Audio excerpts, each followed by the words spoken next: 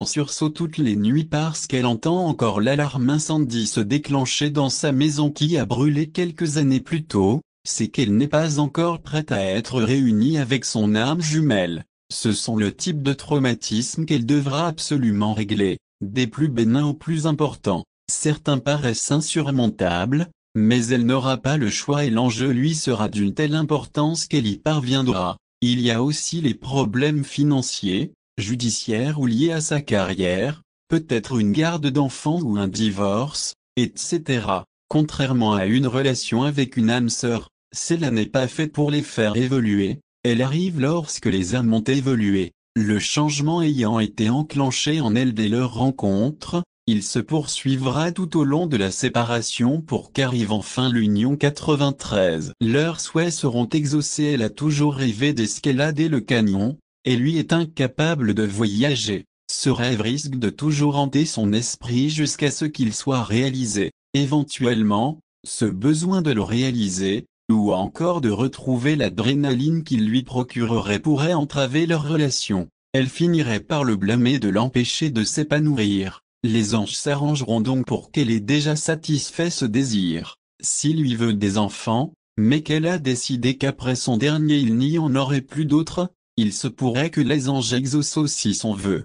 Parce qu'à long terme, ce serait quelque chose qu'il pourrait retenir contre elle et accumuler une rancœur, d'abord discrète, jusqu'à ce qu'elle empoisonne leur relation. Ce que je veux dire par là, c'est que pour qu'une relation comme celle-là fonctionne à long terme, c'est le genre d'embûche que les anges éviteront de leur faire rencontrer. Ils feront tout en leur pouvoir pour ce faire. Si pour le bien de sa carrière, lui aura besoin de partir à l'étranger pendant quelques années avant de pouvoir revenir s'établir confortablement chez lui, ça se fera aussi avant la réunion des amies jumelles. De même que s'il commence un nouveau travail auquel il doit consacrer beaucoup de temps s'il ne veut pas le perdre, ça se fera avant aussi. Si un changement de carrière doit s'effectuer, même principe. Et si un enfant est impliqué, les anges considéreront non seulement le bien-être des deux parents, mais de l'enfant aussi. Ils éviteront tant que possible de séparer les parents s'il est trop jeune, exemple dans sa première année de vie. Être parent célibataire peut être très demandant, d'autant plus si l'enfant a un besoin constant d'attention, s'il ne fait pas ses nuits, s'il boit aux 3 heures, s'il doit être changé de couche fréquemment, etc. De plus, ça priverait automatiquement l'un des parents des moments importants tels les premiers pas, les premiers mots, et autres. C'est ce que je veux dire lorsque je dis qu'ils prendront en compte le bien-être de tout le monde impliqué. 94. Ne faire qu'un avec son âme, faire face à son âme. C'est une expression que souvent j'ai entendue en faisant mes recherches et j'ai eu du mal à en saisir le sens réel au départ. Eh bien, regardez-vous dans la glace, vous constaterez sans doute que la personne que vous voyez n'est pas celle que vous êtes tout au fond.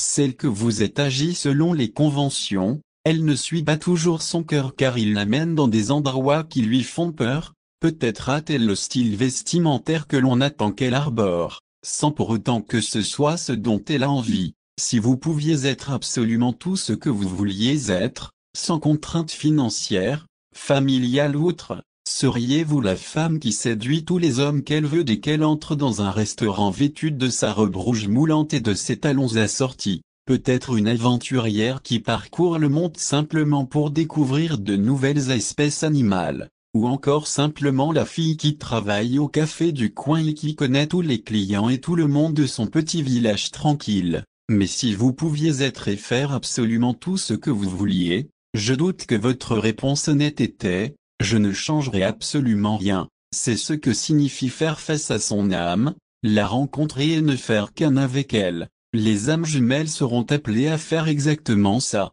réunir celles qu'elles sont aujourd'hui, avec toutes celles qu'elles ont été dans leur vie précédente, avec celles qu'elles sont réellement tout au fond. Ça paraît colossal comme travail, c'est parce que ça l'est. Lorsque je disais au tout début que lorsque son âme sort de son corps pour aller enlacer l'autre comme si elle avait une volonté et un savoir qui lui est propre, eh bien c'est que c'est le cas. Durant cette phase, elle devra s'unifier avec cette volonté et ce savoir. En bref, ne faire qu'un avec elle-même. lorsque sa voix intérieure lui dit qu'elle a envie de quelque chose qui lui paraît fou, mais que sa logique la raisonne parce que ce n'est pas convenable, eh bien c'est qu'elle n'y est pas arrivée. Sa tête décide encore à la place de son cœur. Lorsque ce bout de chemin sera fait, elle comprendra que le cadre que la société lui a imposé ne lui convient plus et elle sera incapable de le suivre. Attention, elle ne deviendra pas des meurtriers psychopathes ou autres 95. Seulement,